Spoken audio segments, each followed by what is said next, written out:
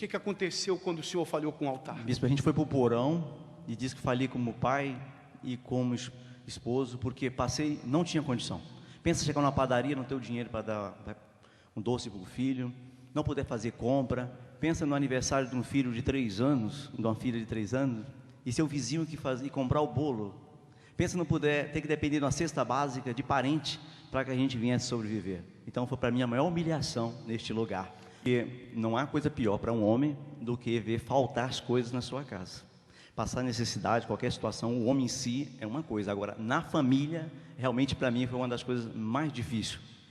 Mas nessa situação, eu descobri também que eu tinha uma força grande dentro de mim que eu não tinha descoberto. Aliás, tinha tido um princípio, mas não tinha valorizado. Porque havia dentro de mim um leão adormecido. Eu perdi a força, mas eu analisei de que a minha fé era a minha maior arma de que eu poderia mudar a situação. E foi a partir daí que veio a campanha de Israel. Mas numa pregação, como o senhor está pregando, um dia eu ouvi exatamente isso. Até quando você vai enganar a si mesmo? Até quando você vai tirar a máscara? Até quando você vai deixar de fazer do seu jeito e da mesma forma? Ali eu saí da reunião revoltado. E eu passei e não tinha, e ainda ouvi mais ainda, quando você tinha, você não dava, hoje você não tem, mas tem jeito, você vai construir seu sacrifício. E foi o que eu fiz, bispo.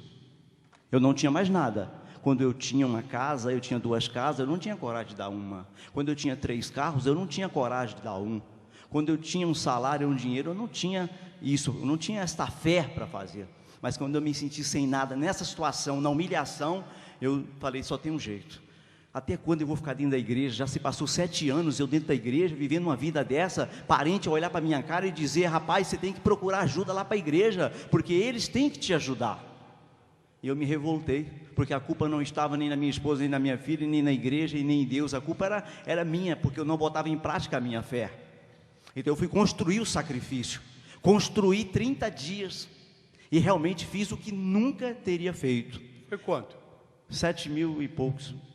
7.000 reais na época. Quando o senhor fez esse sacrifício de 7.000 reais, o senhor não estava em condição de fazer? Não, bispo, eu falei para Deus que tudo que eu conquistasse naquele período da campanha de Israel seria meu sacrifício, e eu fui fiel.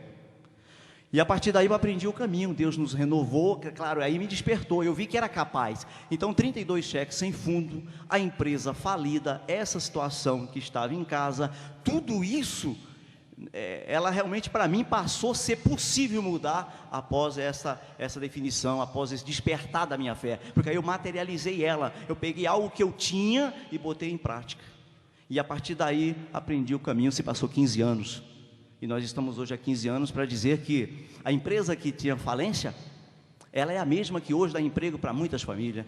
A empresa mesmo que tinha falência, hoje nós temos construído muitas obras no Brasil, e a gente hoje estamos aqui.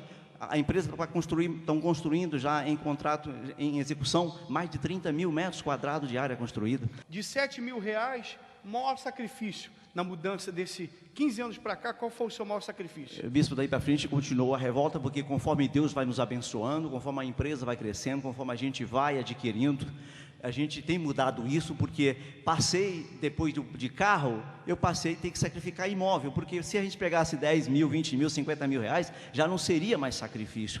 Então, a gente que não tinha onde morar, hoje nós construímos condomínio, construímos várias residências, temos vários imóveis alugados, a gente tem várias propriedades, moramos bem, não moramos mais em porão, né?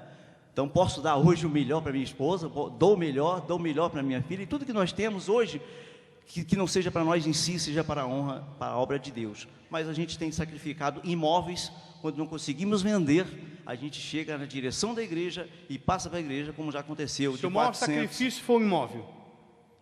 O seu maior sacrifício foi um imóvel? No valor de 700 mil. 700 mil, só isso.